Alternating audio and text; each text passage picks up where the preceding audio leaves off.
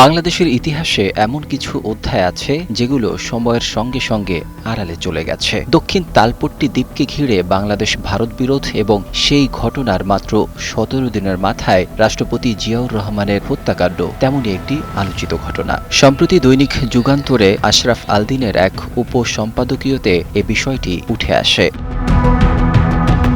দক্ষিণ তালপট্টি দ্বীপটি ১৯৭০ সালের ঘূর্ণিঝড়ের পর বঙ্গোপসাগরে জেগে ওঠে।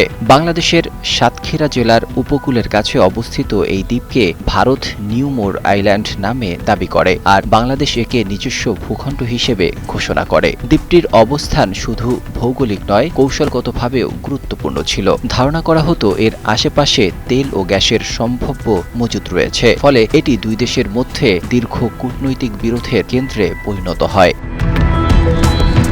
১৯৭৪ সাল থেকে দুই দেশের মধ্যে একাধিক দফা আলোচনা হলেও কোনো সমাধান হয়নি। ১৯৮০ সালের ২০ ডিসেম্বর ভারতের তৎকালীন পররাষ্ট্রমন্ত্রী নরসিমহা রাও প্রকাশ্যে ঘোষণা দেন দক্ষিণ তালপট্টি ভারতের অংশ।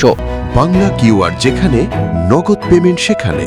সারা দেশে ১০ লাখেরও বেশি মার্চেন্টে নগদে পেমেন্ট করুন খুব সহজে। এর জবাবে বাংলাদেশের সরকারও সংসদে স্পষ্ট জানিয়ে দেয় দ্বীপটি বাংলাদেশের সার্বভৌম ভূখণ্ড।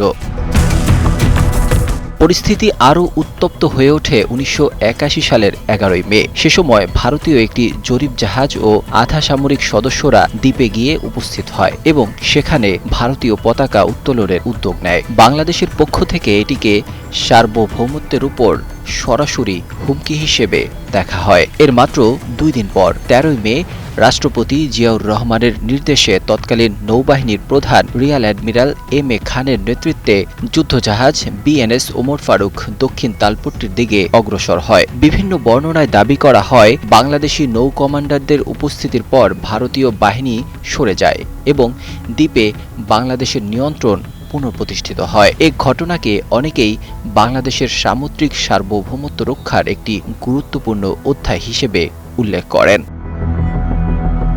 কিন্তু ঘটনার মাত্র ১৭ দিন পর ১৯৮১ সালের ৩০ মে চট্টগ্রাম সার্কিট হাউসে নিহত হন রাষ্ট্রপতি জিয়াউর রহমান। তার হত্যাকাণ্ডের কারণ ও পেছনের প্রেক্ষাপট নিয়ে আজও নানা বিতর্ক, গবেষণা ও রাজনৈতিক বক্তব্য রয়েছে। বিভিন্ন মহলে এ দুটি ঘটনার মধ্যে সম্পর্কের প্রশ্ন তোলা হলেও এ ধরনের দাবির পক্ষে চূড়ান্ত ও সার্বজনীন স্বীকৃত প্রমাণ প্রকাশিত হয়নি। এরপর দেশের রাজনৈতিক পট পরিবর্তনের মধ্য দিয়ে দক্ষিণ তালপট্টি ইস্যুও ধীরে ধীরে আলোচনার বাইরে চলে যায়। অন্যদিকে রিয়ার অ্যাডমিরাল এম এ খানের মৃত্যুকে ঘিরেও বিভিন্ন সময় প্রশ্ন উঠেছে। তার মৃত্যুর বিষয়ে তদন্ত কমিটি গঠনের কথা জানা গেলেও সেই তদন্তের পূর্ণাঙ্গ ফলাফল কখনো প্রকাশ্যে আসেনি।